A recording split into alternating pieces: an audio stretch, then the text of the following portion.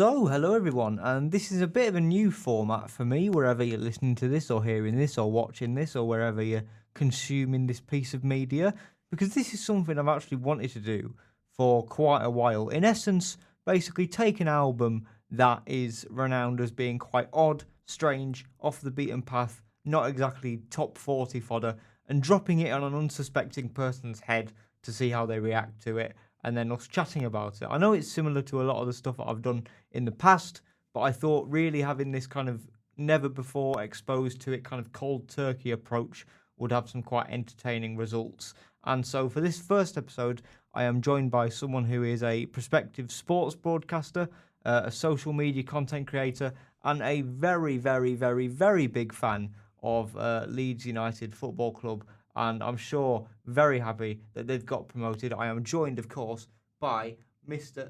Theo Madden.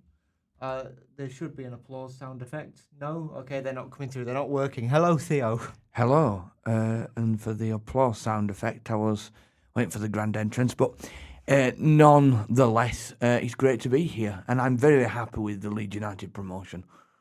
Good stuff. Good stuff. I think they've... When was the last time they got promoted? Back in 2020. Oh, so really? that was during the COVID pandemic, and we couldn't celebrate promotion, but we can now. That's good. That's good. And I suppose just as a starting question, like, do you have a memory of like the first time where a piece of music like really properly like resonated with you on like cause obviously people like enjoy music when they're younger, but it's like a moment where like you heard a song and it was like a real kind of paradigm shift, like whoa kind of moment. Not directly, but they used to play a lot on the radio. There was, I think, 2 pieces of music, but especially one they used to play was David Bowie's Starman. Yeah, and they used to keep playing and playing and playing that on the radio, and I kept asking my dad, who's this? What is this? But I think the real first sort of shift for me was the band Blondie, because they were my first real sort of love. Oh, yeah. And giving a little bit of a tribute to their late drummer that recently passed away. We went to see them live in Nottingham when I was about 9 or 10, so it was great to see them live, and I got to meet the drummer. I got the drummer's drumsticks. We were at the side of the stage, so that's really kind of great. poignant and stuff like that. Yeah. But, there really hasn't been a major moment, but I think those are 2 things: David Bowie, Starman, and of course Blondie, that were really sort of the first piece of music that I remember. Yeah, brilliant.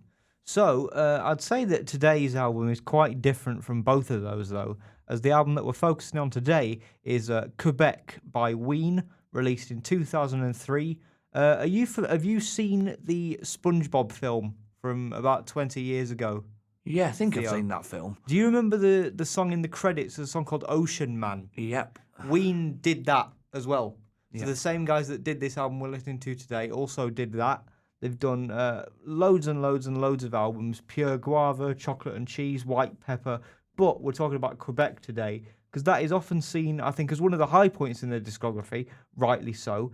And Theo, you'd never heard it before, obviously. No, I've never heard it. Full disclosure, I'd never listened to it in full before now. So it was quite interesting for me to really dive deep into it and kind of, experience it in full for the first time. We can talk more about your feelings generally on the album once we've kicked off. So I thought, why don't we do just that and start off by talking about the first track, which is It's Gonna Be a Long Night, which I'll play a bit of here.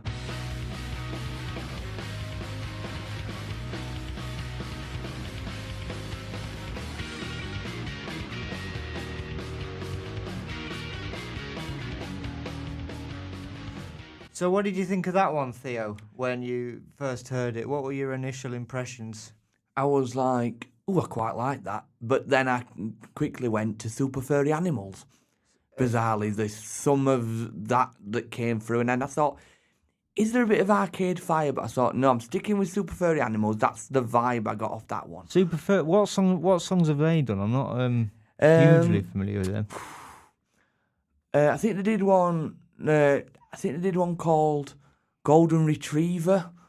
They've got a few. It's hard to pinpoint off the top of my head, but it did sound a bit like some of their sort of riffs and stuff like that. Yeah, is this kind of like, how would you describe it to someone? If what was the first kind of thing that you picked up on? It was like, oh, like, was it the drum groove, the guitars, the vocals? What, like, what was interesting to you about this?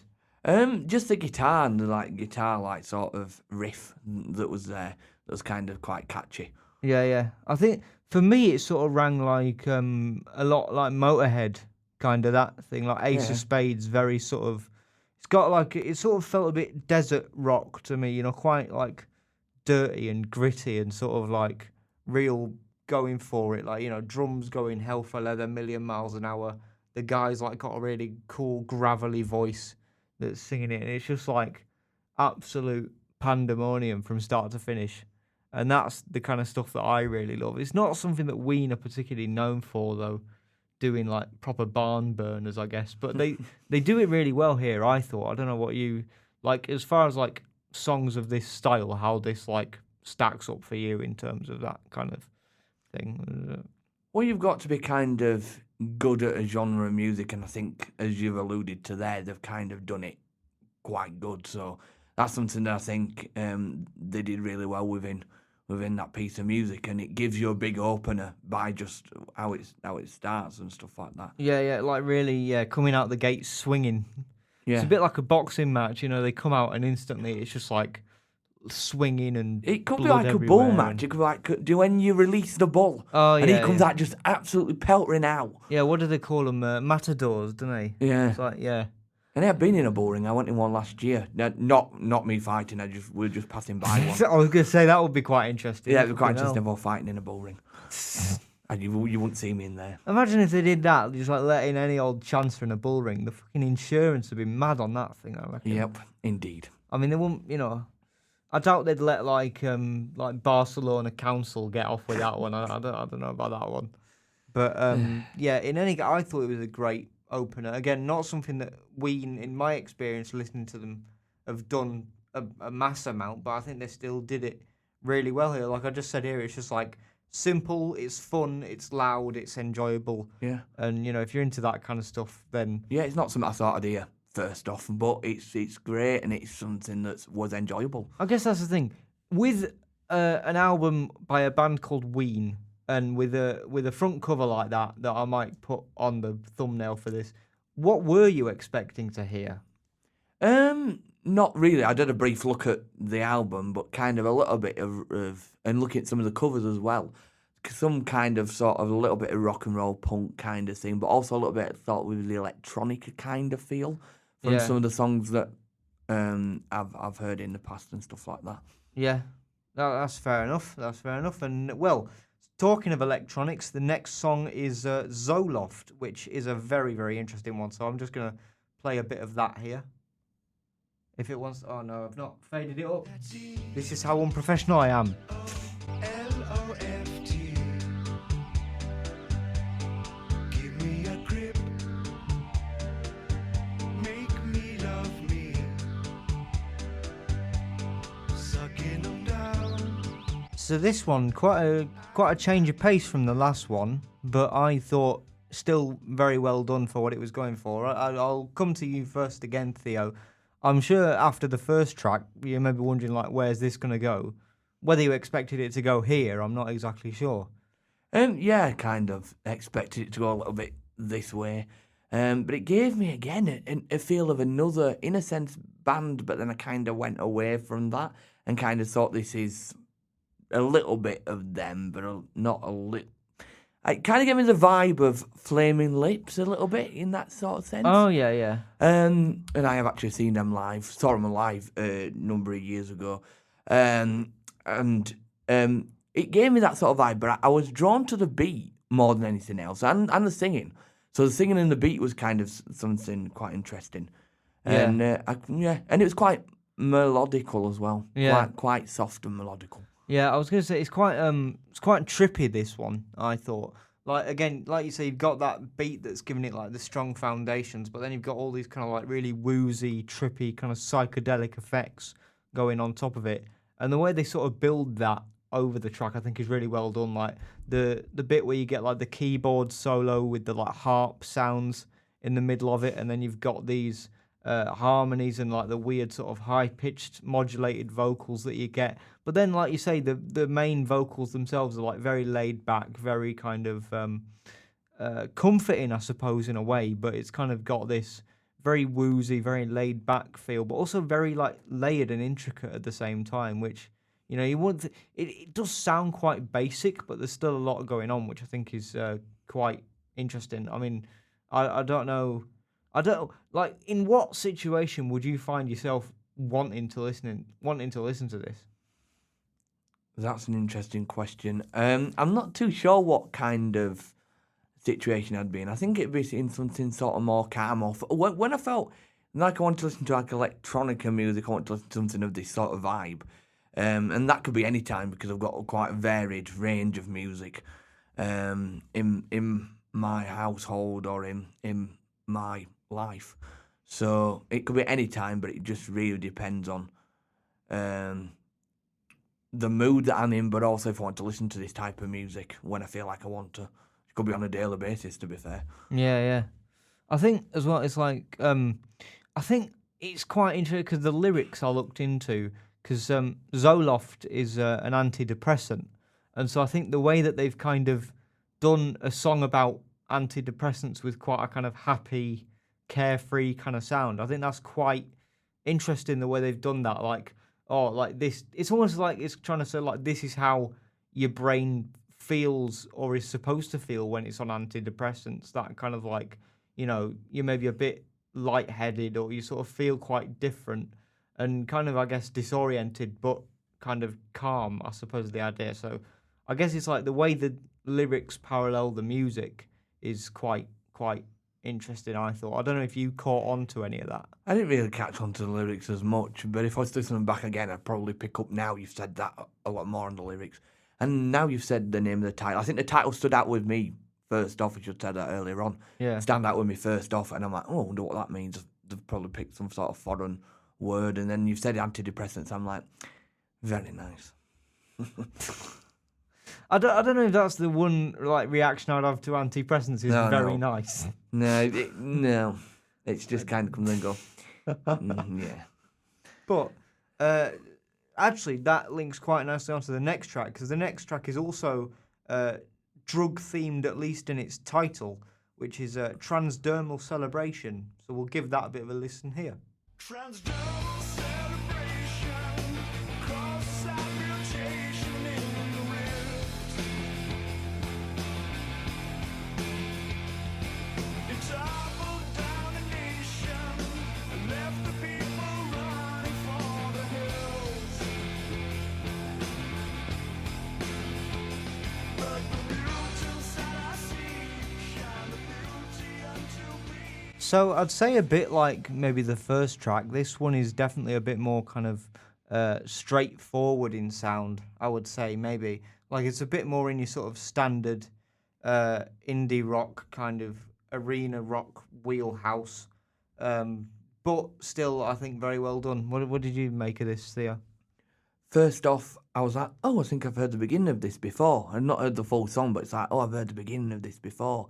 But it gave me a very sort of like 1970s vibe, first off, or 70s or 80s rock vibe. Really, yeah. Yeah, it just started out like that and then got into the singing and stuff, and I picked up on the lyrics. It gave the title of the song and really zoned into that a bit more. And I zoned into a lot more kind of the sort of editing that they had on the voice. So I guess that's not actually how the singer sounds in real life. Or it might be how he sounds in real life. I'm guessing maybe, but maybe not. I get what you mean. It does sound kind of pitched down a little bit. Yes, I always pick up on that, and certainly when I've listened to their other songs, when I've listened to Ocean Man and stuff like that before, I've picked up on that kind of technique. But it gave me the 70s vibe more than anything. Are you familiar with Carlos Santana, the guitarist? We had to study him at GCSE, so we're really familiar with him. Yeah. The guitar solo on this. Do you want to know how that came about? They went into Carlos Santana's storage cupboard, nicked his guitar and recorded it, and then ran back out again. And then that's the solo that you hear on the track. I'll see if I can play a bit of that Ooh, for that's you, fascinating. For That. you now, hang on. I used to say when we were in school about Carl Santana, no, we're not talking about him. But yeah, Hang on, wait, no, it's further back. I used to listen to him and go, "Who'd listen to this on a rainy Saturday?" But I do listen to him. So this is Carlos Santana's guitar you're hearing. It's not him playing it, is it? No, Oh, they just ran into his storage cupboard and nicked his gear. so you didn't let them do that? No, Oh, they just ran in and was like, quick, get it in, done it, do it. And then obviously we ended up with a great solo at the other end of it. So, I wonder if he knows about that now. well, I imagine he does now. I mean, you know, It'd be silly if you didn't know about that and you went, "Oh, so he's been in my house, used my microphones," I mean, and then run out of my house again. 22 years later, I wonder if he still holds that grudge. I'm not quite sure. Yeah. But I mean, I thought it was really well done. Like you say, I thought the guitars had a really strong feel to them. And it does give that Santana vibe as well now, because it is his guitars, and I've said that. It does give a little bit more of the vibe. Yeah, totally. Yeah. And I think the bass line I thought was really funky as well. I think bass is often neglected because it sits down quite low in the mix, but there's some really good bass work on this track, on the whole album. But Yeah. I think this track. I've particularly. recently picked up on like bass lines, because with the choir we did our sponsored sing-a-thon.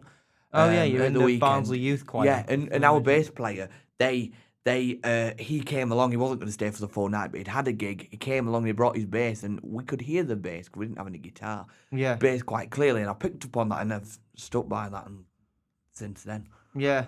I mean, it's kind of to me it felt quite, the vocals themselves felt quite like theatrical in a sense, but I think also it's quite a simple track, but then the way they kind of layer onto it with like the guitar solo or like the psychedelic effects that they have going on, like I think there's even like some aeroplane sounds that come in at various points. So just like the ways that they add to something that's very simple, I think they do it very well, because it does give it this kind of like slightly, again, kind of trippy psychedelic vibe, but it's not over the top this time. It still just kind of lets it be a really good rock song without kind of getting lost in the kind of hippy dippy stuff too much, Yeah. but still kind of carries that vibe quite well, I thought. I don't know, are you like, I don't know if you're like massively familiar with like psychedelic music or anything. Yeah. Like, I know a little bit of psychedelic music. Yeah, because I've obviously my family, my daddy used to work in the music industry, worked with some massive artists in the past, and we're always aware of that in our house because of my family's got quite a big musical presence and stuff, so I'm quite aware of that. yeah. Did this strike a chord with that then? I'm not too sure. I didn't really pay attention to if it was, but if I was listening to it again, then I think it did give a little bit of a vibe of that. It gave a little bit of a vibe of that. Yeah. So I could probably tell the sense of the, of the vibe that it was giving off. Decent.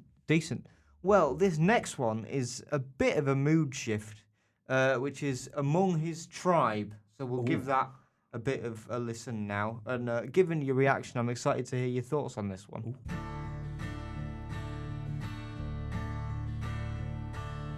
He would step out of the night, light a fire among his tribe.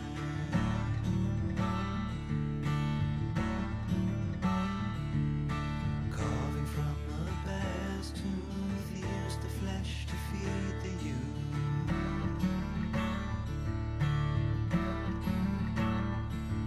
It salted down. So that is quite different to everything that we've heard so far.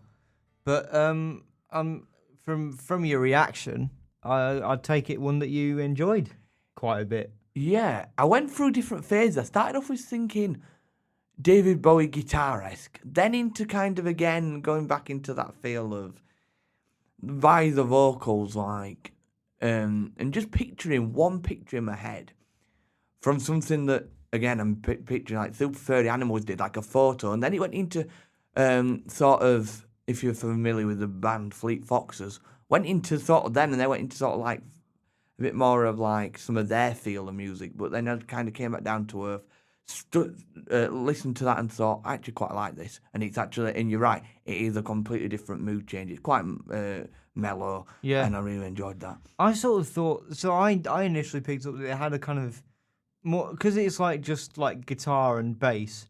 Obviously, I thought the bass was really cool because any kind of bass thing where it's sort of bendy and a bit wiry and a bit sort of like it's a bit kind of non-typical as far as bass goes. I quite like that. But I think the guitars as well and the vocals, in a way, they kind of gave me this like campfire folk song, kind of like almost medieval kind of thing about it. Yeah, I thought of that. I thought of, then like, in my head as well, I was thinking of like all like some of the folk artists, like if you're familiar with the band Steel Eye Span, all them kind of that era of like the traditional sort of English campfire, as you say, campfire English type medieval songs. But then I also sort of Vincent van Gogh and Starry Starry Night, just the Starry Starry Night photo, and then the photo of the portrait that he does of himself, just sort of them two in a sense. Really? And I don't know why it just came to my head like as at the end of listening to it, going, yeah. Yeah. To me, it sort of felt like the prelude, like, you know, in a film, in like a medieval film, where it's like, you know, you're just about to go on your epic quest, so let me sing you a song about all the dangers and stuff on your fucking thing before you go and head off and slay a dragon or whatever. It kind of gave that feel a little bit. And I think what Ween are good at is kind of, like you say, creating an image in your head, creating a kind of another world for the song to exist in. Like, as much as it might not have been their intention, I feel like as soon as you hear a song of theirs, it's like you can picture like the world that it was made in almost. Like, you know, this one particularly, it does kind of give that medieval castle kind of thing to it. Yeah, and it's kind of like with their whole album. And another thing that you probably didn't know about me is that when I was 9 years old, I released a music album for charity.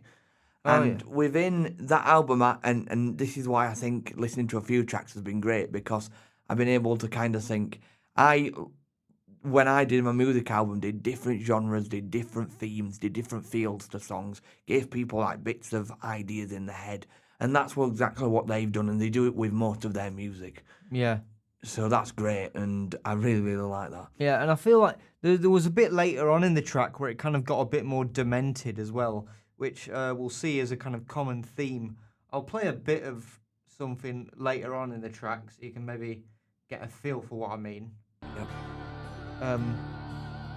So yeah, stuff like this, it kind of turns a bit darker, a bit more demonic. Kind of, I feel like it kind of, like, they'll take an idea and they'll kind of they'll take an idea that's normal, but then they'll kind of go, okay, how can we make this weird? How can we twist it? How can we morph it into something that's kind of more, again, kind of twisted and scary and strange, and bring it into somewhere that's kind of uncanny, you know. So. Yeah, from that bit there, all I could think of was a picture of a wizard, like a wizard's cape. And I could think of, again, this shows how much I know a lot of different music. The Scottish artist Donovan. It's basically sort of a modern picture of him. He's long white hair and he's got like this like little star thing on his head now. I don't know if it's just a tattoo or it's just like something he has on it occasionally. And I just sort of him, just a modern picture of him randomly. Yeah. And as of a wizard as well. Yeah. It just gave me that vibe. No, I mean, this is a question as well. We'll see it coming throughout the album. But, like, when did any of the, like, shifts that some of these tracks do, like, you know, they'll start one way and then kind of pivot into another thing before kind of going back again. Did any of them, like, catch you off guard? I mean, I think we'll get into some in a little bit. Not as much. I think this track that we just into did a little bit more, because it kind of got a bit more sort of, like, darker and more different world to the beginning bit, but it didn't catch me off guard too much. I've not really been caught off guard too much, but I think they've all been different changes, which have been like, wow, this is great, this is interesting. Yeah. Well, I think this next one might be a contender for that, because this is So Many People in the Neighborhood, which is definitely one of the more interesting ones. I'll play a bit of it here. So many people in the neighborhood.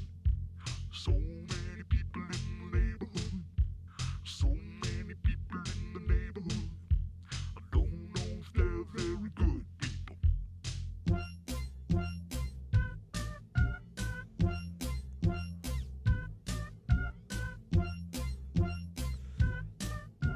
So, I mean, this is very different from everything that we've heard so far of this album. But, I mean, I just want to know what your first reaction was. Because, like, I know that they've been quite different, these tracks. But I guess, in a way, you could sort of see before, like, oh, you know, I guess this kind of, like, makes sense, you know, going together. But then this must have, like, really thrown you for a loop. Or did it not? You know, I guess yeah, it's, it were completely different and something that like I really kind of like on an album, something a little bit different.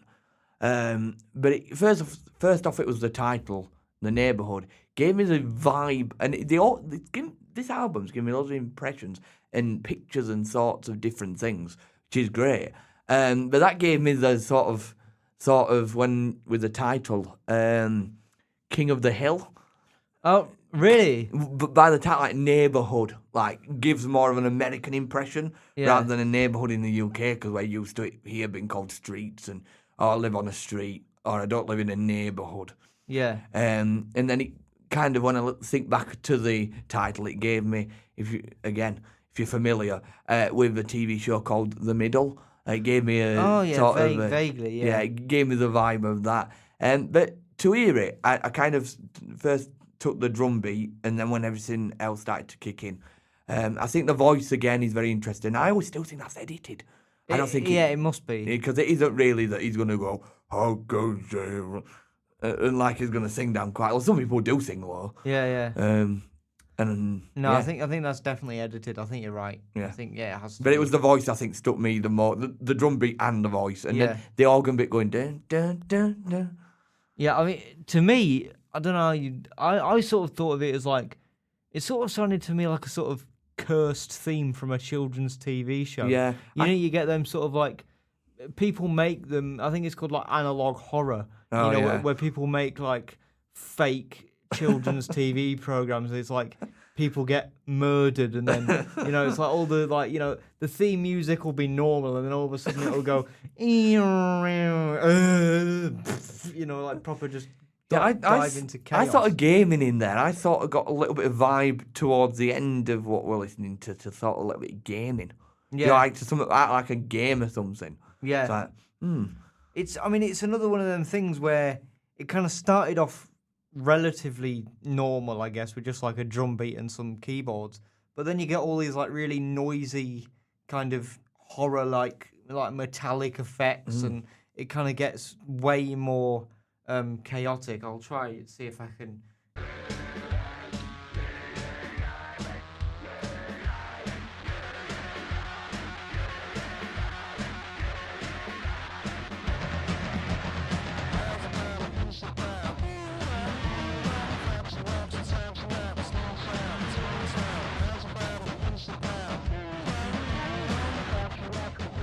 To be fair though, I quite like kind of tribal beats, and that to me felt quite tribal the way they did that drum beat. I always like massive percussion. I always love that. Like really like it gave big. me a few kind of vibes. It gave me like, first off, I don't know if you know the Flaming Lips song, the Yeah Yeah Yeah song. Gave me sort of the vibe of something in that. Then the drums came in, I sort of Scottish Highlanders. Yeah. And then I sort of Adam and the Ants, because they're very big on that. Oh, yeah. They're very big on that drum theme. Yeah, I get that, yeah. So, yeah, those are just... And it always giving me themes and stuff which I like. I mean, I guess it's like... Have you ever heard anything like this? I mean, obviously you've been able to kind of give reference points, but as far as like, oh, yeah, this is like familiar... I guess this one, I would guess, is maybe the furthest away from normal music, if you wanted to call it that, so far. Yeah. But I don't know what your... Yeah, I've not heard it to this extreme, but I kind of, when I went back into my music album when I wrote that, I did a lot of kind of really weird, bizarre things, so it could kind of relate to that as such, but I never took any inspiration from this or anything. But that's kind of, I've not heard anything as mad as this, but I have heard mad stuff and I have done it myself, so it's a little bit more I suppose natural. Like when it comes to the charts, obviously there is kind of more of a precedent, I think, in the charts now for slightly madder stuff. I can't really think of any examples off the top of my head. I'm sure I can edit a screenshot in of like an example, but I don't necessarily think being mad in music is necessarily a bad thing, and I think it's good that at least in some way the mainstream Yeah. charts is kind of picking on to that a little bit, because you do have some kind of slightly out of left field choices and like new musical movements coming in. You know, it might not all be my thing, but at Yeah, least yeah. I can kind of acknowledge like, oh, you know, they are doing something a bit Yeah. different here. You know what I mean? Yeah, the one that just sprung to mind, a piece of music that came out was by an artist called Jenny Beth about a number of years ago. yeah, I know. She brought out this track where it was half rock, I'm the man, going to sort of melodical kind of feel. And that's kind of something a little bit out of the ordinary and stuff Yeah. like that. And I really like it when people just go off track Yeah. and do what they want to do and do different vibes, do different themes. Yeah, I think I think I just like music that messes with my head a bit. You know, makes me think. You know, I don't want to be like, you know, I think it's all good. Like, you know, chart music is fun, but if like, you know, if you listen to an album that like really keeps you on your toes, that's like a whole different experience to me in my mind. And this one does that quite well, I think, particularly this track. But the next one is actually relatively normal compared to this, which is Tried and True. But it is, surprise, another really good one. I think so far as tracks quality, we're 5 out of 5 for good songs in my mind. I wondered where you stood so far. Is there any that like you would rank above the others right at this moment in time? I can't remember some of the name of them, I mean, names. just the 5 that we've gone through so far, but like you know, The one that I said sounded a bit 70s like. the first one. No, I think it was the one further on. The Carlos Santana. Yeah. Yeah. The Carl Santana one. I think Yeah. that was one of my favourites. Yeah, I think and the I'm in first one agreement. was really good as well. Yeah, I think I'm in agreement with you there. Yeah. But like I say, this next one, Tried and True, also very good. But see what you think.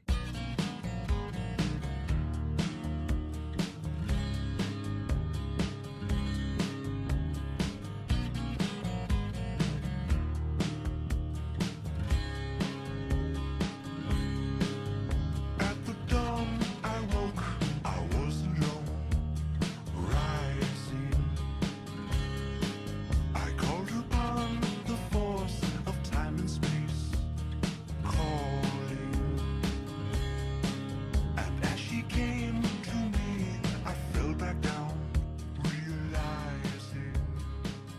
So another fairly laid back one, but I think maybe one of the best on the record. I don't know what you thought, Theo. I think it's probably, like I say, definitely more simple than some of the ones we've heard so far, but I think it does a lot with a little, this one. Yeah, I think it's quite catchy, and it with the guitar riff that's in there and the guitar part. And again, it gave me the vibe of going into the 70s, back to the modern day, not going on a road trip. And then it brought me to like a crowd of people, just like randomly, that picture of a crowd of people in a football stadium. Bizarrely, it's the first time I've thought of that. Really? I would never have... But not the footage you would have seen on TV, like just raw footage. That's like footage that's the picture I had in my head. Like it doesn't give me that as much, but it's just a picture that came into my head of kind of just the raw footage that somebody's taken on like a camera, not like a general feeling of what you'd seen on the TV and stuff. Yeah, because that's interesting, because I would never have... Because to me, football matches are always quite raucous and quite rowdy and sort of loud, and obviously this isn't that, so my mind would have never really But gone it didn't to have any... But the image that came to my head didn't have any sound. So it was like it was just like a video of somebody filming something, but with no sound. Really? So with this music, a bit bizarre. What do you think like puts you in that headspace? Like, what do you think it is that like in terms of any like what? I guess this is like a bit of a weird psychological question, but like what like compels you to like feel those images? Like, you know, in the sense of like what, like how does it happen? I don't really know how to ask the question, but hopefully it makes sense what I'm trying to ask here. Yeah, I think it's just kind of sitting there listening to it and just the images coming through, the thoughts coming through about a piece of music. And I don't do it very often where I sit and listen to a full album or a full piece of music and actually sit and deeply think about it. And this is a great example, and this is actually making me go on to want to do it more, because I just skip through a lot of songs and stuff. And sometimes if it's got a particular theme or a particular title, I will think of that. But if I don't really understand the title or don't know the title, then I think of something else. So it's kind of, there's loads of different things, but it's just kind of sitting there and experiencing it and sitting for it quite a lot longer and stuff like that. And it's very rare that I sit for a piece of music and just don't observe it, either sing along, pass through it quite quick. So this is a great example of being able to just to sit and think of something, and something that I'm unfamiliar with as well. I think it's better with unfamiliar music. Yeah, I think as well. I think with this one for me, it was like it's very basic, but it still does what little it does do very well. So, like you say, the guitar progressions on this I think are really beautiful, kind of summery vibe almost. You know, very very kind of carefree. Yeah, kind of vibe. Yeah, it made me think of we go on holiday, me and my family, try and get away every year. And we start in 2019 going to this like little farm out in the middle of nowhere, 30 minutes from Malaga in car, about 50 minutes away from Malaga in the car. We got to know the area really well, and some of the nearby towns and the local village. And I just pictured the rolling hills, being out in the middle of nowhere.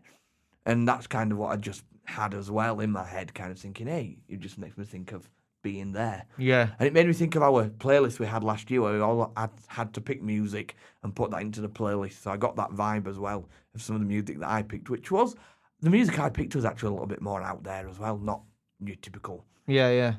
things. And to go on to what you're saying earlier on of things going out of proportion and things going a bit wild, one of my friends, she's a really good, to give her a shout out, Hannah Rowe. She's a brilliant singer-songwriter. And she does like jazzy music, but her music, you can never tell if she's either going to go plain sailing with jazz, or she's going to have this mad middle bit where it's going to just be the cracks of the drums, the trumpets, the guitars, her singing some really top high-end lyrics and some just doing some sort of ad-lib stuff. Yeah. And that's kind of, again, what kind of came into my head as well, kind of the vibes of throughout some of these songs. But then some of the softer songs, I think of some of my dad's friends' bands, like I think they've got like a few of his friends' bands that are out there as well. Kind of got the vibe of. Yeah, I think for me it's like there is a bit of psychedelia to this one as well, because you get like, you know, a few like extra kind of atmospheres of guitars hanging in the background and like some more backing melodies coming in later on and like a few bits of keyboards and things, but nothing that's like so like. The guitar and the voice are definitely the core of this track, and they definitely keep it that way. But I think the way they just add to it with these very subtle kind of additions that if you're listening keenly, you do really pick up on, and they do really make a difference. Like, you know, it's just kind of like this really dreamy kind of wash of sound, and it makes for a really kind of, because if it was just the guitar and the voice the whole way through, I think I'd find it a bit quite dry, quite boring. Yeah. But the way they're like, okay, we need to vary this up a bit, and like the little steps that they do take, I think work a dream for me. You know, but yeah, I think I'm with you on that. In terms of like jazz, I like the proper mad jazz, like Tony Williams, Lifetime, love that stuff. Kamasi Washington, is also great. really Mum good. and Dad have seen him a few times, and I've seen some of his music, and he's just like madly insane. Kamasi Washington, Yeah. He did that album, The Epic. It's like 3 hours long. That's ace. That I've never sat through it in full. I would like to one day. I think that would be a very interesting experience. Trying to. But I think again, this album gives you an whole experience of different things, and I think this track's kind of really nice. And as you say, the guitar gets you hooked, and I've got that bit stuck in that dun. That bit now wavering in my head. So, well, I guess it's done its job then. In that case, done its job. But this next one is very, very, very different from that, because this is Happy Coloured Marbles. Ooh. Maybe one of the most demented tracks on the whole album. I'll see about that. But yeah, I guess we'll see. I'll play a bit of it here. Most people are not okay.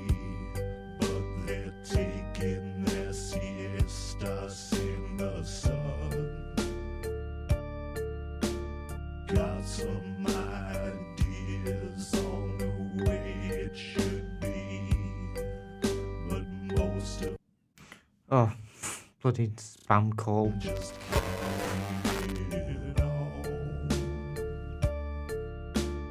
Happy colored marbles that are rolling in my head. I put 'em back in the jacket. So, I mean, if we thought Neighbourhood was out of left field, this one Well. definitely is Yep. a bit. What did you make of this, Theo? You've already got quite a. I Quite a think face first on off over with the title of the song, it gave me the vibe of the title gave me like a marble race, like them things you see on the internet, the marble race things. Oh yeah. Got the vibe of that from saying marbles, and then first off I thought, oh, there's some sort of childhood TV show thingy with like the xylophones or what. Yeah.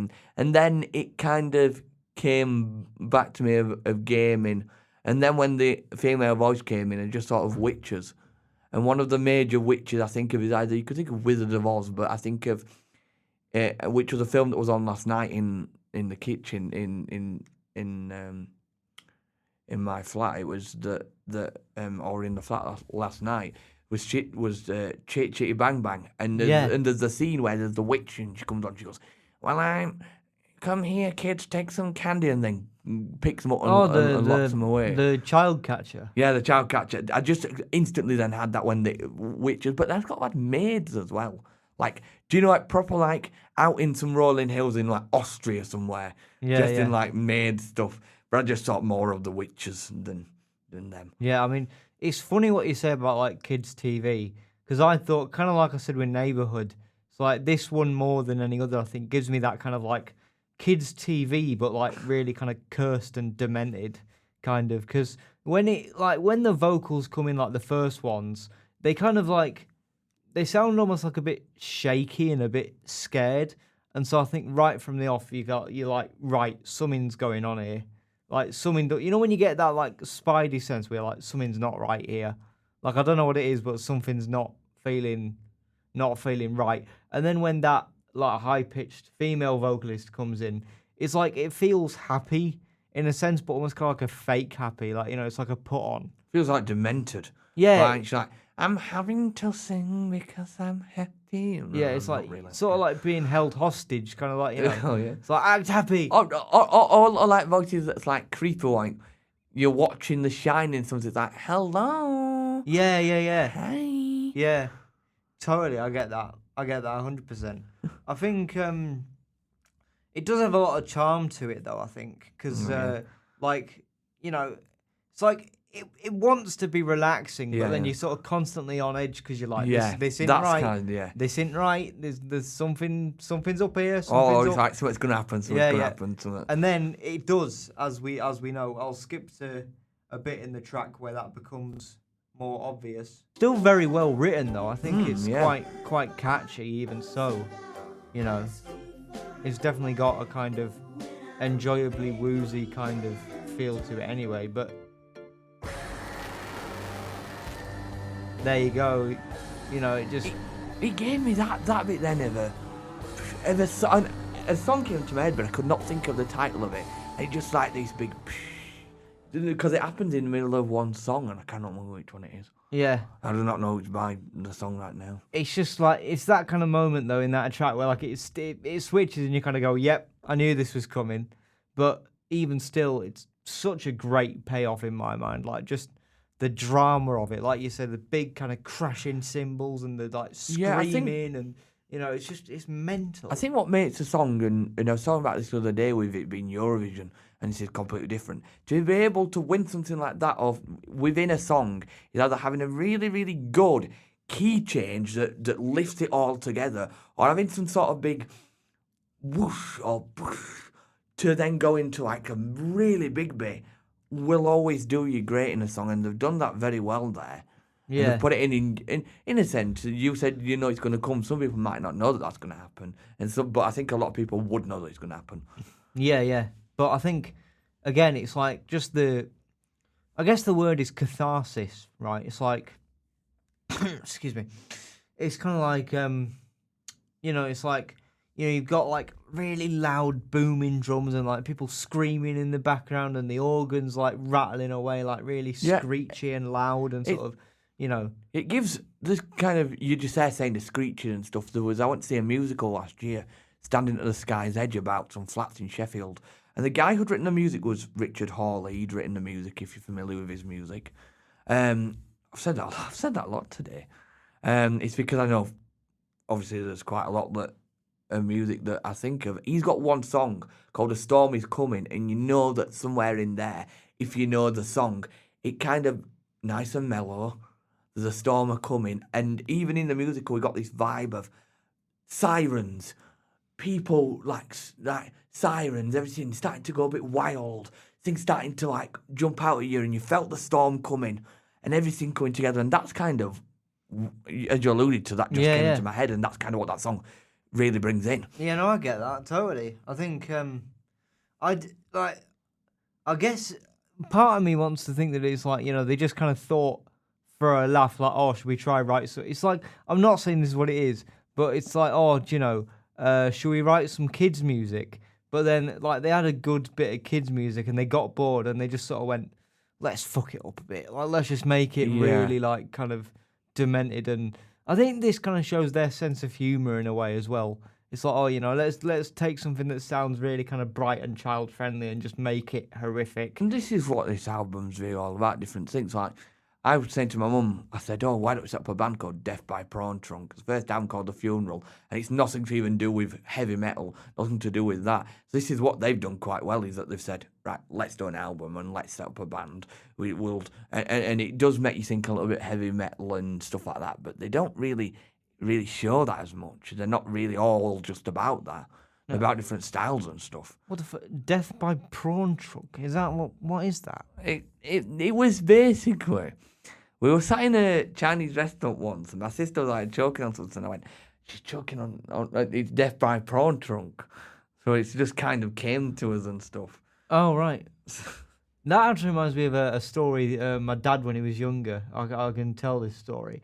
He went into a Chinese, and I think he ordered like what is it, like beef and what's the one where it's like beef and potatoes? It's like some kind of, I don't know. Recognise it. I think I recognise it. is it like Kung Pao beef or something? Oh, I don't know, something like that.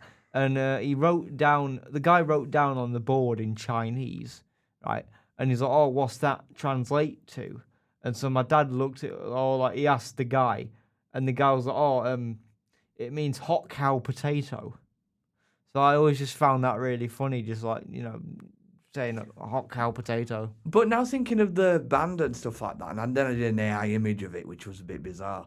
I kind of does make me think of a bit more kind of like the Ween now a little bit, and kind of the approach of some of the titles that we've got and things like that. Oh, have you written any stuff? We're looking at doing a few bits, but we've not done anything like, we've kind of got the sort of back bits for like The Funeral, which is not heavy metal at all. And then we did think of doing a punk cover of I don't know if you're familiar with the traditional tune "Dashing Away with a Smoothing Iron." To what the fuck? What? It's bizarre. It's basically this like. Did you say dash away with a smoothing iron? Yeah, it's basically all it is like when they mean just to do your ironing, but it's an old medieval song. So they just go dashing away with a smoothing iron, which actually is smoothing iron, just an iron-on-ironing board. Oh, right. I've never heard of that in my fucking life.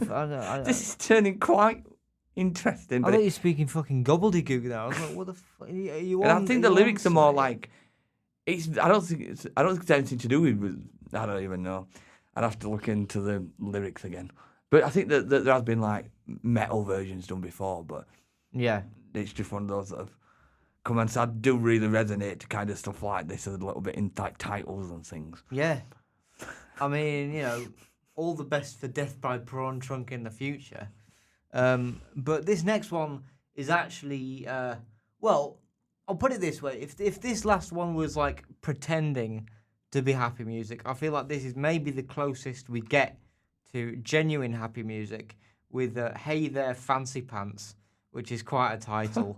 But we'll see. Hey there, songs that make us dance, play the tunes that make the ladies swoon. A song for all the lonely hearts, shattered dreams and broken parts. Feels like sunny days are coming soon. Hey, Mr. Buttercup, spin the wheel and try your luck. The spotlight shining bright tonight on you. So I could see you dancing away in the background there, Theo. Was this a favourite of yours then, or what? At first, I just kind of liked that it was a bit more. It was quite jolly after what we just experienced in the last track. But then I got the vibe of Queen on one of their albums. It's like Night at the Opera. I think it's like Night at the Opera or some of them when it goes in some of their tunes, which is more like that one about being at the seaside, and then gives you a little bit of Bohemian Rhapsody, but also gives you that sort of vibe of Sgt. Pepper's Lonely Hearts Club Band as well. Yeah. Gives you that sort of like Sergeant, like going, Mr. Mackenzie. I think that's Revolver, Oh yeah, that one. yeah. I don't know, but like... Yeah, there's like loads of different kind of all these fields and stuff like that. Yeah, I get what you mean. To me, it's sort of... It was a bit sort of like vaudeville music hall, kind of. You know, like Bruce Forsyth, he used to come out. It feels to me like when like old style performers, they used to do a song whenever they came on stage as like the opening number. You know, and Bruce Forsyth, he used to come out and go, "Oh, it's very nice to see you at the London Palladium." Do. And he used to do stuff like that. This to me kind of reminded me of that. I think though, because the last two tracks have kind of had that demented kind of shift to them, I sort of couldn't help but feel like there was something going on under the hood. Like, you know, something just felt a bit off, and I was like, I don't know, because it doesn't really shift in that way, but I'm like, something just don't feel normal about it. Yeah. But I quite like that. It's Yeah, I like- got that sort of sense, but then I kind of felt, well, back to normality, and then this little bit of me going, actually, we're not there, we're still clinging on to our last track. Which Yeah. I think that's what they give, really. Yeah. And they could become something, like, I say demented, but haunting. Yeah. At the same time, we're going to hear high voice, we're going to hear something psychedelic. We're gonna, Yeah. I think as like it does a lot, this one. Like, it's kind of got this like quite cheerful, sort of campy, jolly thing going on. I think camp is definitely a word that I could describe this song with. I mean, camp in the sense of like musical theatre kind of camp, in a sense, where it's like, you know, sort of like a bit over, like flamboyant, I suppose, is the word that's maybe more apt for it. But like the guitars, I thought were really well done. Again, there's like a little Hawaiian touch to it in places. Oh, yeah. And it's kind of got quite a theatrical kind of, yeah. like real showman, old school British music hall thing. I just thought it was really charming. But like I say, there is definitely like something going on under the hood here. But like, I feel like it can be like enjoyed at that surface level of like, it's just a bit of like silly, campy, theatrical bit of fun. Yeah, I've recently got this as well. Where do a lot of what is the story of these songs? What is inspiration? If it's like a song with a story, like a lot of folk music's like that. But I've always found this quite. I want to know more. I want to know about these songs. I want to know about this, for example. And I wonder if this is like I alluded to earlier on. Do they have any influences for this track? It sounds like that they've got a little bit of Queen in there, like I've mentioned, and a little bit of the Beatles, Sgt. Pepper in there. Is there any influences from that? Yeah. That's what I find quite fascinating from bands and artists. What are their influences for this song? What is this song about? Has it got a story? Could they tell me something about the particular thing in this? Yeah. I mean, I don't know what Ween's influences particularly are. I think they might be influenced by DIY, at least in terms of ethics, like punk rather, in terms of like ethics. Oh yeah. Like in the sense that it's punk to do whatever you want, in that sense. And so I think they're kind of influenced by punk in that way. Like it's not punk as in like Sex Pistols. Oh yeah. But it's punk as in like the attitude of like, we'll just do what we want. You know what I mean? I think that's kind of what they carry over, in my mind. But I don't know. That's a good question actually. I hadn't really thought of that. But you know, it is a good. And well, to speak of influences, I've got quite a bit to say about this next track, because we talked about images that songs create before. This next one is maybe the most vivid of them all, in my mind, because this is Captain. So we'll see what you all think of this.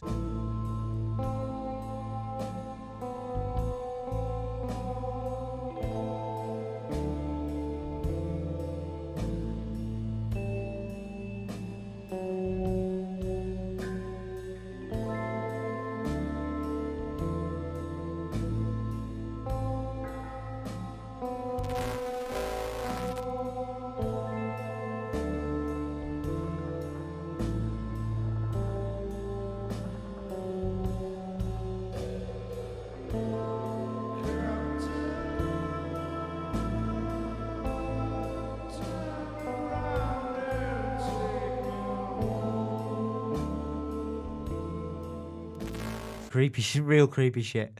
What do you think about this, Theo? It's yeah. First off, I sort of, not images, but of artists and musical influence. And I first thought of Richard Hawley. And then I did think, the drum beat sounds like something you could just pick up off GarageBand. But I'm thinking, this is way before GarageBand was a thing.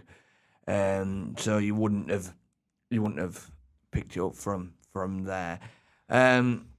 But then towards the end, I thought of my dad's friend's band. I think they're called.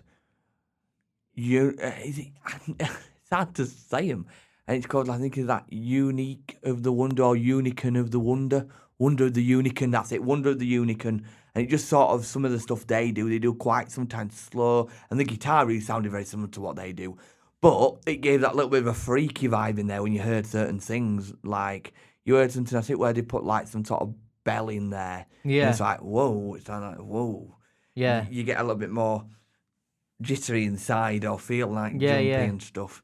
And it did have that little bit of horror, and I think then the lyrics kicking in and stuff, and I think that then brought me to some sort of one of my dad's friends' bands, but also kind of a little bit more of a background vibe as well. So like that music, the singing's not really the full force. Yeah, of it, yeah. It's the background. Yeah, I think for me, it really felt like kind of horror film kind of music. Like it felt, like you say, super ominous and kind of off-putting and just creepy and kind of like dark and very sort of foreboding, I guess. It's like, it's really immersive as well. Like you kind of find yourself getting lost in it because just the way that like, you get the very slow drums and the very kind of pronounced bass, which have a really nice rhythm to them. But then you've got the kind of really sort of atmospheric wind synthesizers, and then a bit of like glockenspiel coming into Yeah, it. you've This got a kind of, bit like dreamy. yeah, I think kind you've of got a feel. dreamy stuff from the electric piano and stuff. Yeah, yeah. That makes it quite dreamy. Yeah, but I think because I looked into the lyrics and it was a song about being like left to like die at sea, basically. I think, and to be fair, if you had to tell me what would a song about dying at sea sound like, it would probably be something like this, because it's like it's got that very kind of ominous, isolated, like very lonely, kind of dark, depressing feel to it, Yeah. but also like genuinely cinematic.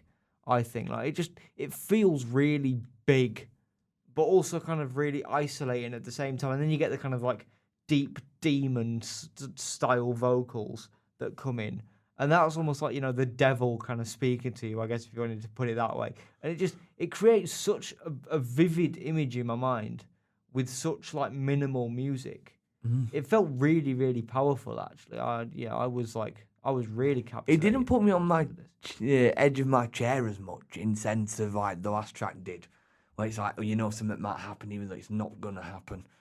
It didn't put me on that path, but it did make me feel a little bit like, whoa, jumpy and jittery and a bit fuzzy inside at certain parts, which was nice though.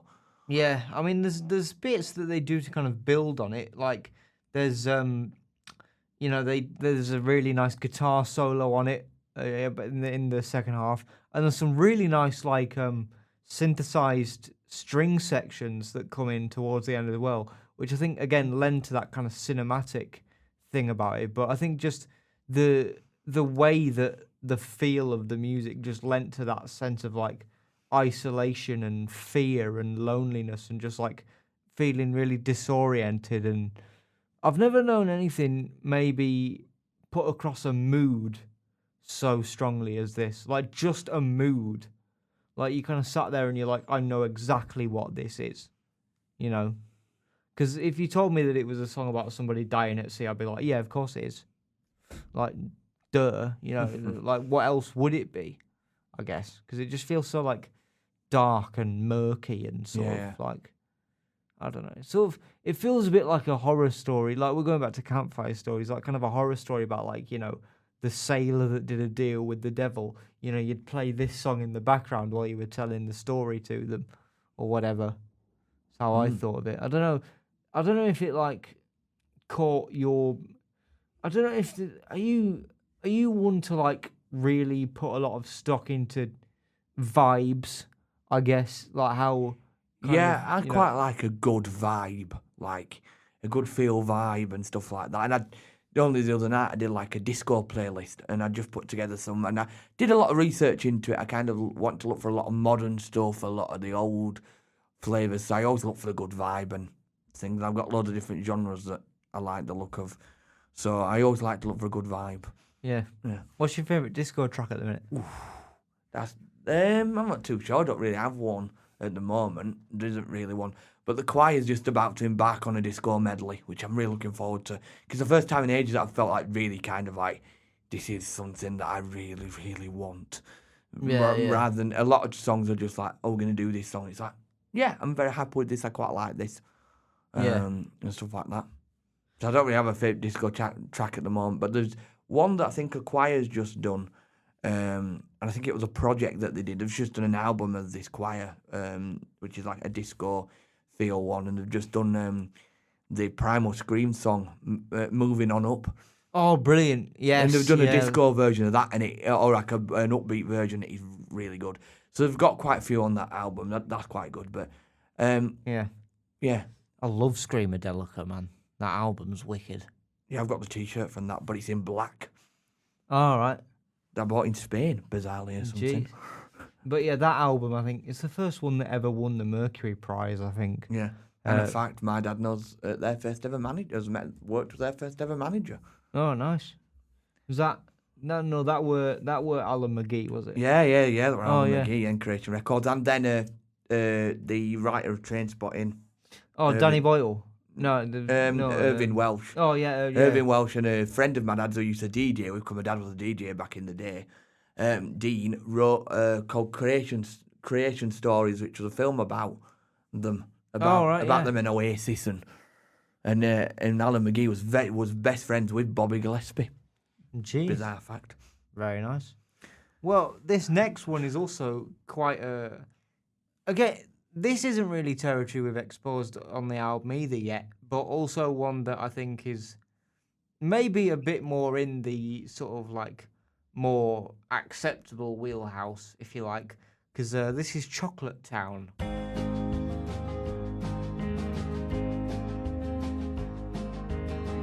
couldn't taste the taste that I was tasting.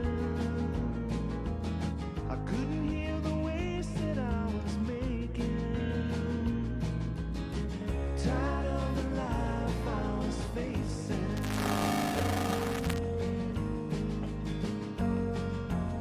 I couldn't tell one from another.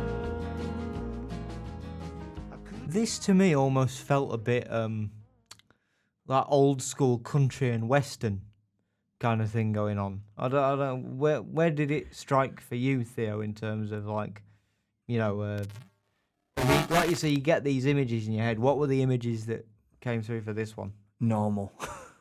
Because again, its voice didn't sound edited. It sounded just like it's not like the didn't sound psychedelic. It didn't sound remotely like anything that we've heard on the album so far, really. And it did give me sort of like a country feel to this and things like that.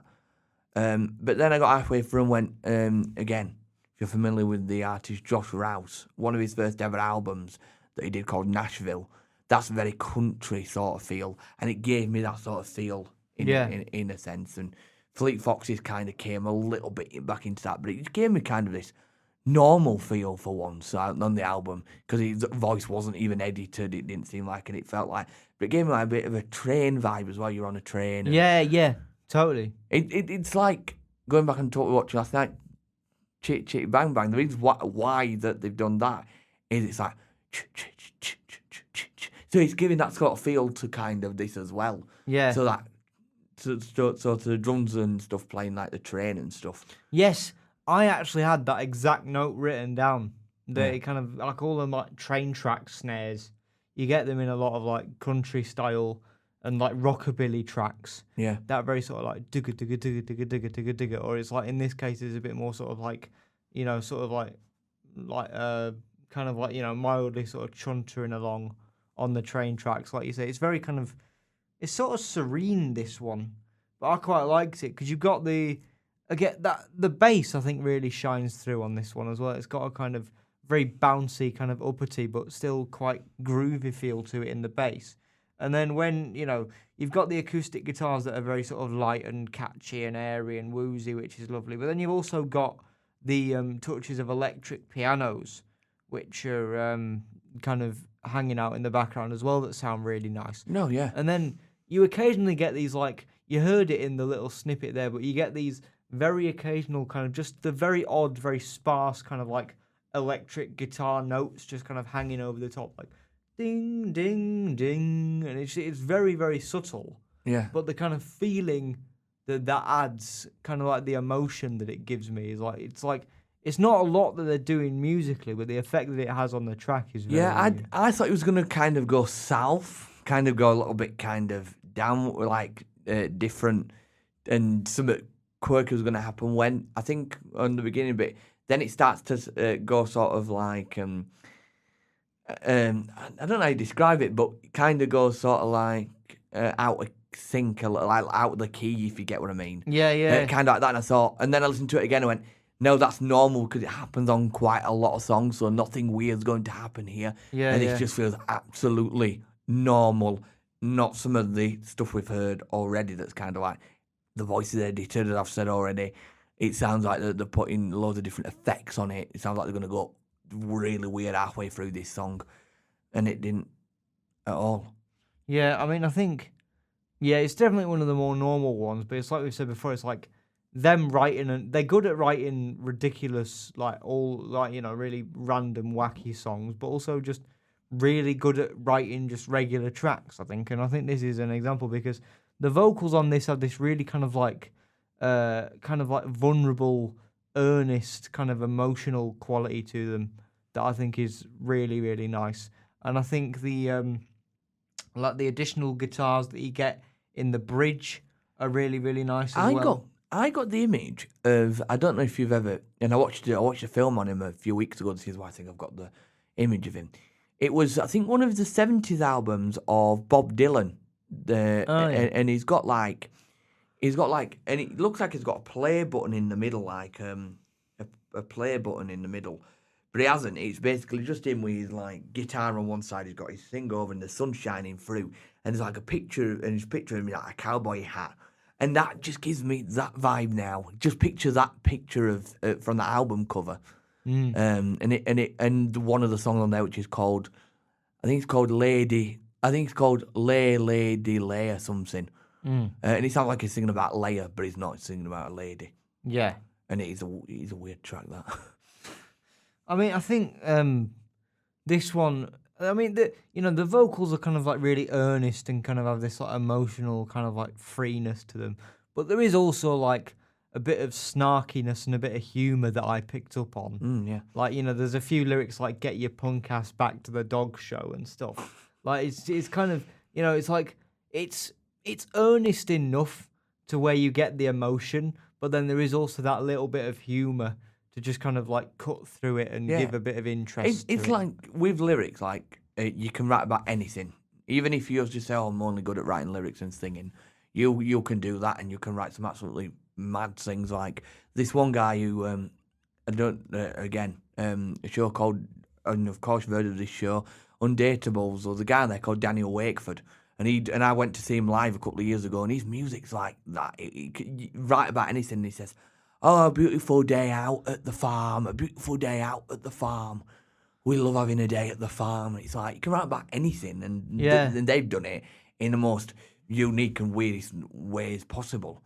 It's kind of like, and even to like a normal song like this, they've done it. That's a big thing with like outsider music. Yeah. I don't know. You're probably familiar with the concept of outsider music, like Daniel Johnston and things like that. If you're familiar. Now just I've heard of Daniel Johnston. He's great. There's a load of documentaries and stuff on him on YouTube if you're interested. And Ultimate Thunder. Oh, they're great. Have you heard of them? I think I've heard of them. They're a Leeds group. They are fantastic. Because I mean, it's all made up of guys with learning disabilities. Oh, but they still rock hard as fuck. But the lyrics are just like the singer, just making up stuff on the spot. So he's got a song called like "I've Got No Bees in Your House," and it's just him on the microphone going, "Get your bees working. I don't see the bees. Where are the bees?" And it's brilliant. It's like off the wall and mental, but it's incredible. Yeah. I'll play a bit of that because I really love Ultimate Thunder actually. Going off a bit of a beaten track, but it's great because I think all this comes together.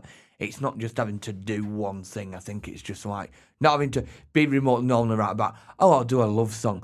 Oh, I'm going to do one about living in a countryside. You can just do it about the most bizarre things. Yeah. I did say as well that Chocolate Town, to get back to the point briefly, it's like a really good track for like a late night drive, like over the top of the...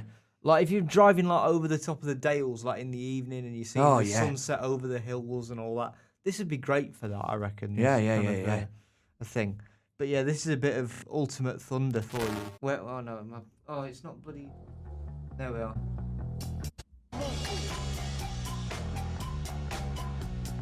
Come on, get your bees working.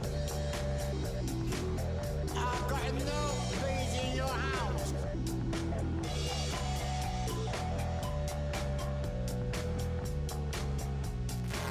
Take your rings for the bird to come out. I drag it down.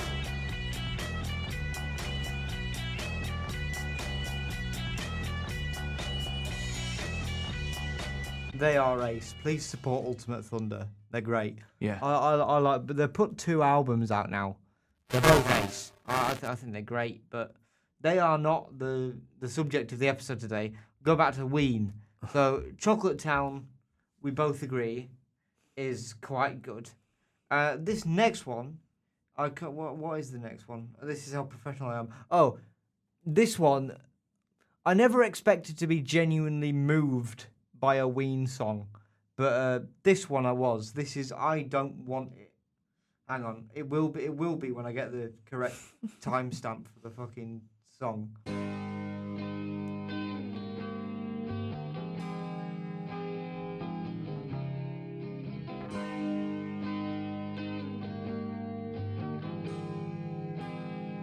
A dizziness in the room. I'd lie in your arms if I could now. It's such a common pain. Repeats itself again and again now. Flowers in springtime and leaves fall from the trees. I've been gone for so long. You just So yeah, this one really struck a chord with me. I wondered how it affected, like how you perceived it, Theo. Whether it like really struck a chord with you or any kind of thing like that. You know, did you have a particularly strong reaction to this one? Just that again, it felt different to what they've done on the album already, and I like that.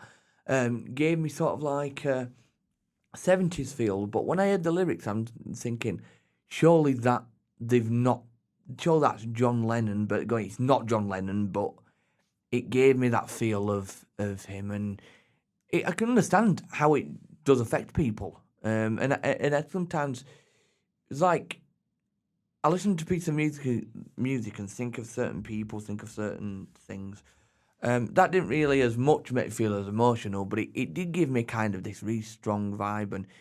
And again, the emotion, I think part of it was thinking it was John Lennon, thinking it was him because he was such a great singer. That is really emotional, that the way that he died and the way that he could still be with us to this very day and still doing great Yeah. music today. So it was on that vibe, but it gave me that 70s vibe as well. Yeah. I think for me, yeah, it is very different to anything they've done before. It reminded me a bit of like kind of a power pop ballad, maybe from the mid-90s, like almost sort of some like Big Star stuff or something like that. Like it had a kind of anthemic but very kind of emotional quality to it. Like a really good like Lemonheads ballad maybe. Or Oh, yeah, something. yeah, yeah. I know you kind mean of- Lemonhead, yeah. Yeah. I love the Lemonheads. They've got a Oh, new... no, I'm thinking of a different band. I'm thinking of a completely different band. to What are that. you thinking of? I'm thinking of a band called the Lemon Twigs. Oh, yeah, I do know them though. Yeah, Yeah. they're quite good. I was But- thinking them, yeah. Yeah, Lemonheads have a new album coming out this year. First album of original material in 19 years, Oh, wow. which is it's a big moment for my dad for sure because I was brought up on that stuff. So I kind of have grown a bit of a second-hand fandom for them over the years. But this definitely reminded me of that kind of sound, which is great. You know, I think the guitar lines on this track are absolutely beautiful. They're just like really emotional, really weepy kind of thing. Like, and I think the combo of that with the really sort of earnest, powerful, emotional vocal delivery, again, it gives that power pop, Big Star vibe, which I really love. And you know, I think the way that they build on that emotion later on in the track with like layers of strings and like really slow booming drums, and they give it this whole kind of dramatic exit kind of feel. Like, you know, the strings are going in the background, it's really dramatic, the singer's singing his heart out, and you can just feel the emotion pouring out. And I think for a song that seems to be about the kind of slow, gradual disintegration of a relationship, the way they kind of put across that pain and the drama and a lot of the kind of emotion that would go with that, both in the vocals and the music, I was just absolutely floored by. Because this is one song off the album that I hadn't heard before I did this. And I'm like, how did I miss this? Like, it might be my favourite on the album, this one. Because I just found it so powerful. Like, you know, the lyrics were already, like, powerful enough on their own, but then when you get it, like, combined with the music, where it's, like, you know, like, really, like, powerful, and the strings are going, and, you know, everything's kind of really big and dramatic and bombastic. It was something else, man. I thought it was great. Oh, yeah. Yeah, I really enjoyed that. Yeah. But now, we're moving on to something very, very, very different, because this is a song, a little ditty known as the Fucked Jam.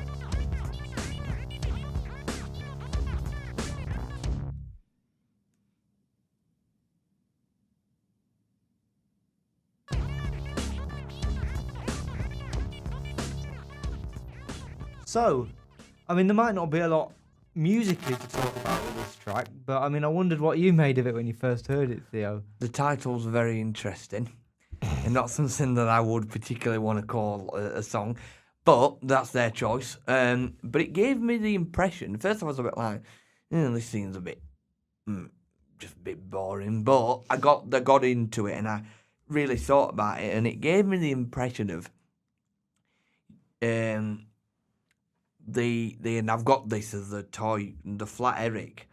Oh, yes. It gave me the vibes of Mr. Bozo and the music he created. And sort of Oizo. Mr. Oizo. Ozo, or whatever. Yeah, and the music he created and stuff like that. So it gave me that vibe. That's the vibe it gave me. Yeah. I quite like it because it seems like a song designed at a base level to just mess with people.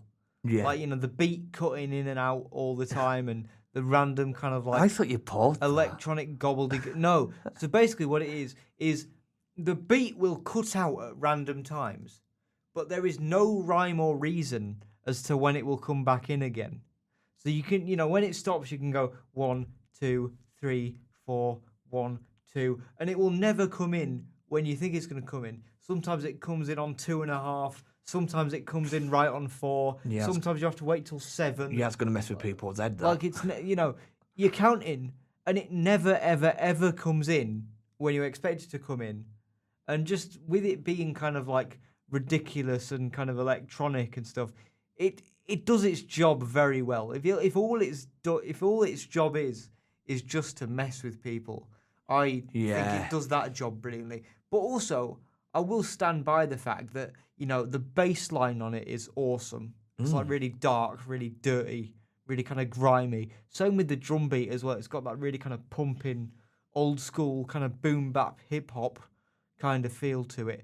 And I actually thought, right, it says something that I think any MC or any rapper worth their salt, you give them this beat and they would absolutely lay down some mad lyrics onto it. Oh, yeah. And actually, I wanted to test that hypothesis. So what I did is I took this beat and I took the a cappella vocal of an old Wu-Tang Clan track, Seventh Chamber, and I overlaid them to make a bit of a mashup of it to see how that would sync up and just see what you think.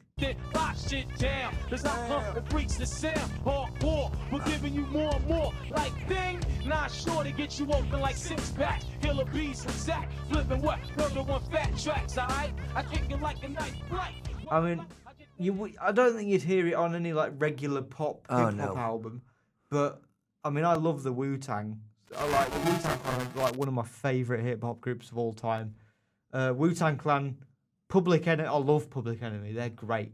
Are you much of a hip hop head? Not Theo? massively. Occasionally there'll be a few tracks that I've heard and like, but yeah, I'm not a massive fan of that kind of music. But I really like that. I think it'd work if it ever. Yeah, I quite like it. Yeah, I really quite like the mashup, and I think things like that actually do work. And I think I did watch a couple of years ago a documentary on how rap and hip hop became as it is, and I think it all stems back from like all of the reggae and stuff. And actually, an interesting fact that I can't remember the name of the band, but back in the 40s, that was when we first ever heard the rap song, and it was them rapping. I think it's some more religious music, but it was more rapping about Noah, and they were singing something about like Noah's Ark. Noah built an ark that he set to sail. He went out to the sea, and it's all of this, and they're rapping, and they're doing it quite fast. So that's where it really must come from as well. all right, wow. Yeah. I didn't know that.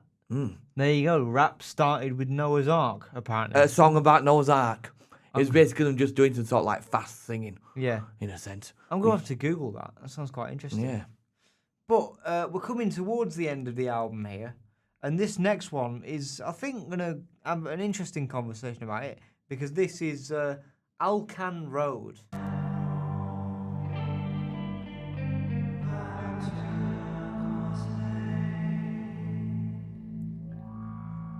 This one I think is quite similar to Captain in a lot of ways, in that it's very much about mood and about feel and about vibe. And also very ominous as well, again. But I wonder if this stood out as being different from Captain for any particular reason for you, Theo. Yeah, I think it was quite a lot different. And I kind of like the guitar things that were quite sad in a sense. Yeah. But from the title, it gave like the bit of like a song, a bit of like, it could be a song about like a road, your hometown road, one of the major roads that you look up to or love in a place, and it could be about a particular road. And that's the vibe I got from that. But I really like the guitarist and how that it all came together. That it didn't go off and that it repeated itself, but it didn't go off and do something like new. Just continue playing that bit again as sing, and then the lyrics came in as well in the background. Yeah. I will say that this track does have a very, very strong sense of atmosphere. So, like, it's got, like you say, some really cool, like, dramatic, foreboding guitars. There's some really nice kind of ominous synthesizer effects going on, the very dissonant, ghostly vocals. I'd say, like, yeah, it does feel genuinely kind of cinematic, and I think the way they do additions of like other instruments towards the end, like synth strings, or you get this kind of sort of warbly guitar at some point about like 2/3 in, or maybe about halfway through. So there are genuinely moments where the music on this, I think, is really cool as an idea. And I think that's where the track, for me at least, kind of falls down and is maybe the first one that I'm not as big a fan of, is because it felt like they had a cool idea for a song and kind of built on that idea rather than turn the idea into a song, if you see what I mean. Yeah. Like, they had the idea and they built on the idea, but they didn't have the song. So they just kind of said, oh, you know, that's a cool idea, we'll just use that. And like, I do agree, it is a cool idea, but I maybe just would have liked to see it fleshed out a bit more. You know, Yeah. it's a cool idea for 3 minutes, maybe not so for 5. Yeah, You know, I it's kind of, think as well, when you're thinking of a song about a road, or thinking of the title of the song, does that correlate to that? I don't think it did as much, like, have the feel, and I don't think I zoned into the lyrics as much, because I think I zoned to the guitar part, but it didn't really give that much of an impression. Oh, it's a song about a road we used to love, we used to know, we know quite well, and we love, and or somewhere that's quite popular.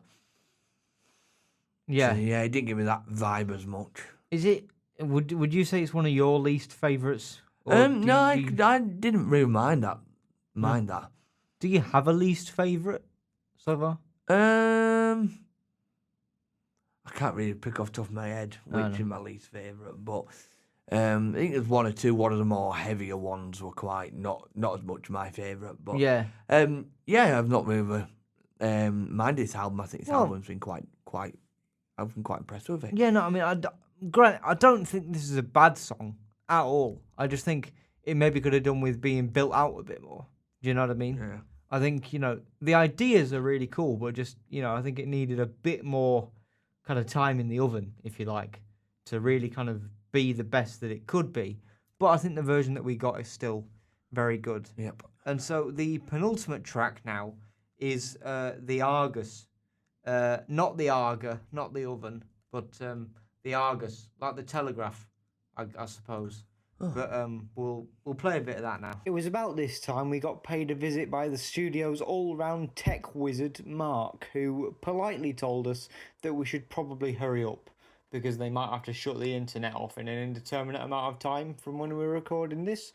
But we did capture some of this encounter on camera, so or on microphone, I should say. So everyone in the comments, go and comment Mark is number 1. Hello, Mum. Hello, Dad. I might keep that in, who knows.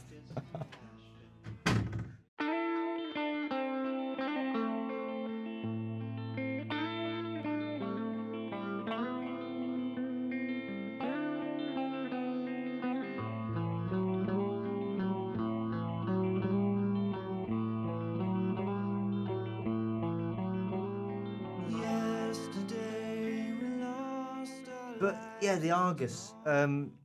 What do you think of that one, Theo? We've been a little bit interrupted there. Otherwise than that, I really liked that. I thought it was really great. It gave me that sort of 70s vibe, and I got a mellow feel of Led Zeppelin, like a sort of mellow Led Zeppelin feel.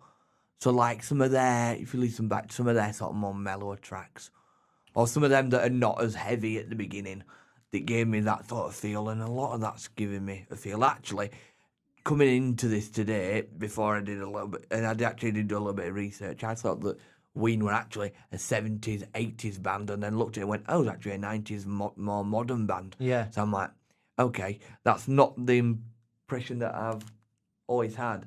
But yeah, I quite like that.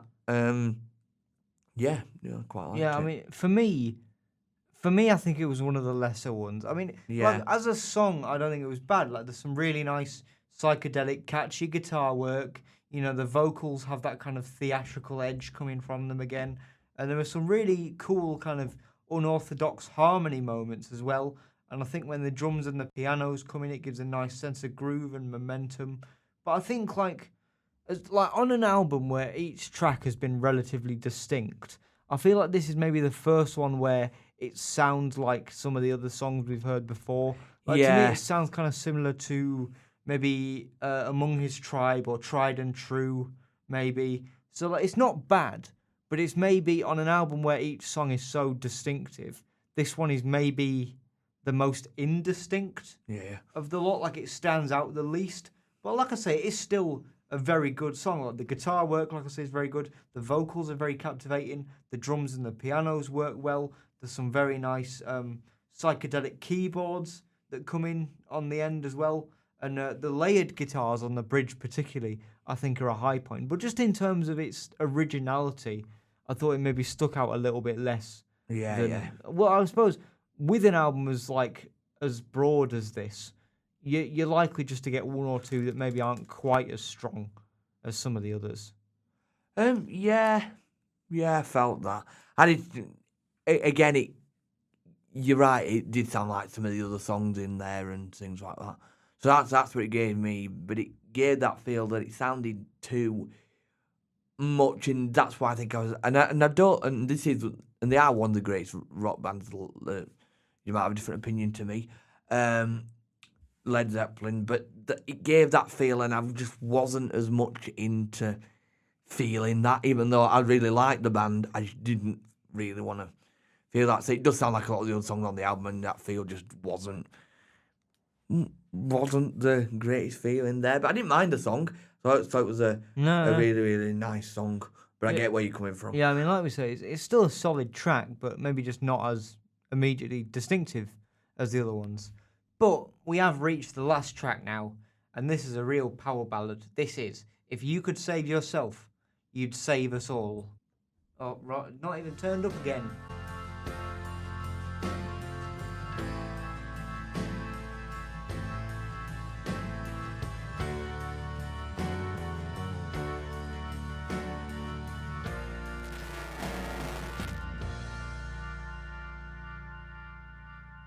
On a free ride home from the embassy, I saw. I think this works really well as a closing track.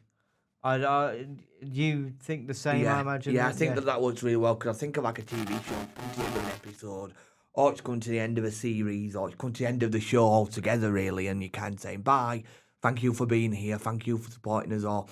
And then it cuts to that sort of scene where it's like them all moving on, them getting older, or them moving into a new life, or them disappearing. And it made me think of a few shows. It made me think of the How I Met Your Mother, and how the end of a show, and it's like, he's not found love and he's still hoping, and everything's just collapsed on him. And it's the end of the episode, he's found his true love, or the end of the show together.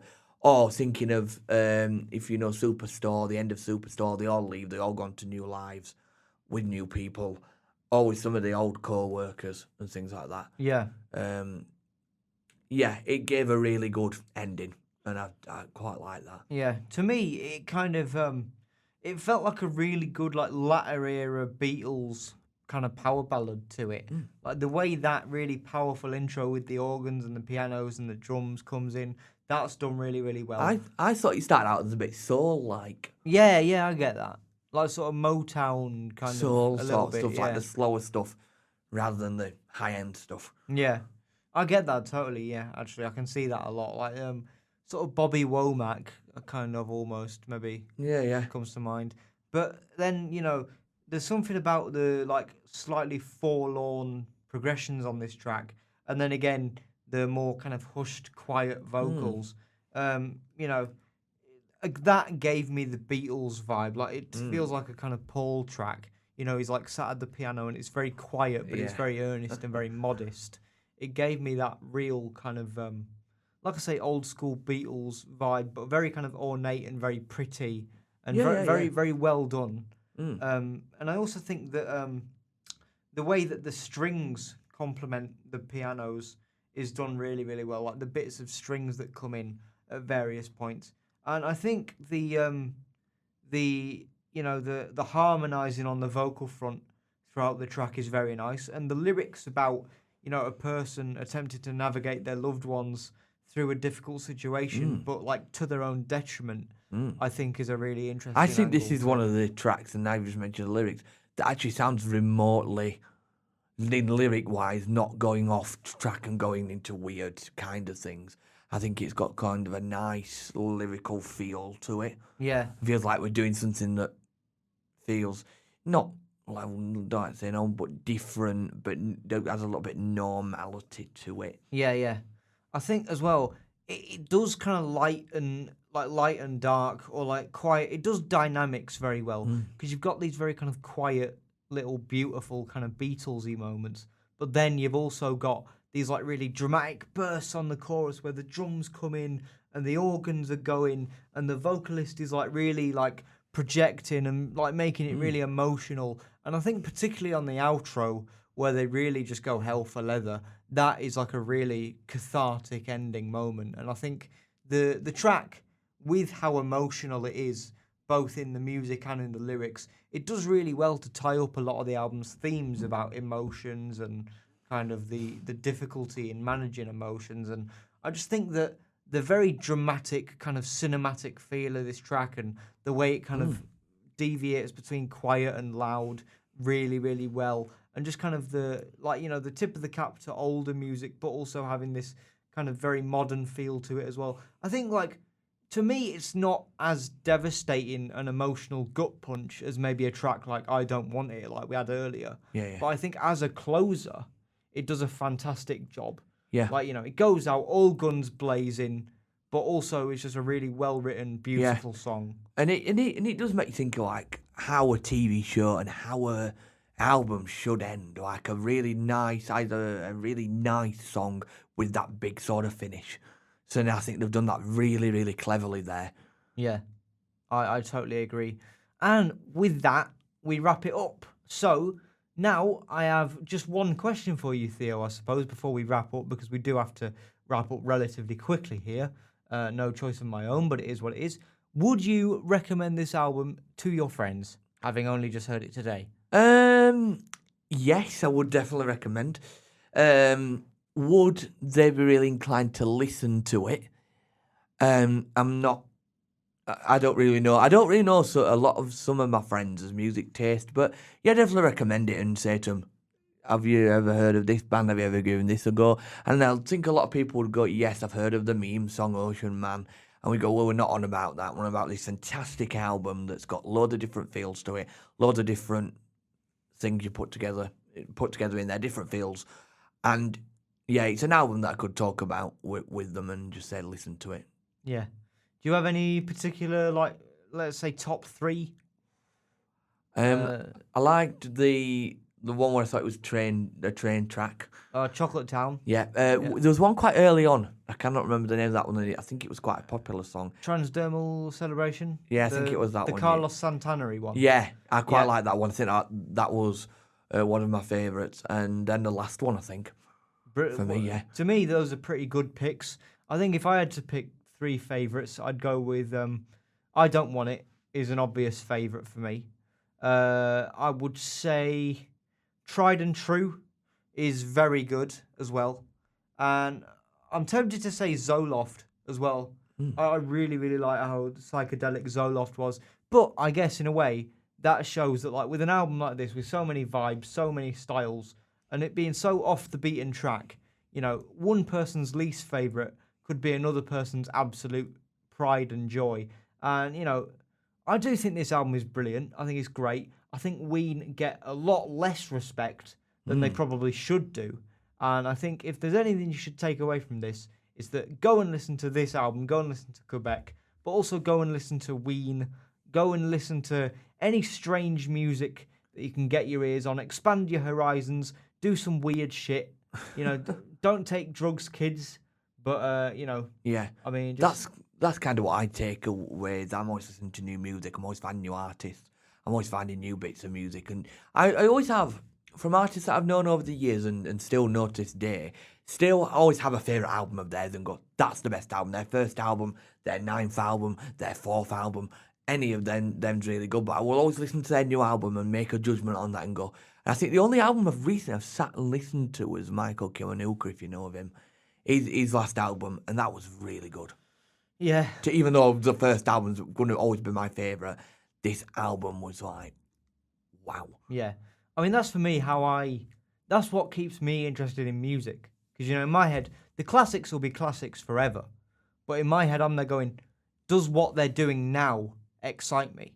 So, you know, The Prodigy are my favourite band of all time, and their albums are going to be great for the rest of time. But, you know, is the music they're working on now, does that still excite me? That's what keeps me interested. And like what you've just said there, it's the same thing. So I'm afraid we're going to have to wrap up there. But thank you very much for joining me today, Theo. It's been an honour and a pleasure. And go and follow him. I'll put his links in the description of wherever I post this, whenever that happens to be. So yeah, go and follow him. He does some good stuff, good football-related stuff, good anything-related stuff, Yep, if I'm honest. and go and follow my wonderful podcast, Tea with C. We're coming back bigger and better than ever as well. I'll put a link to that as well. But yes, thank you all for listening to this very lengthy podcast. And listen to Ween. That's the one thing you should take away. Listen to Ween. They're Yes, very, very do it good. now. See you later. Bye-bye.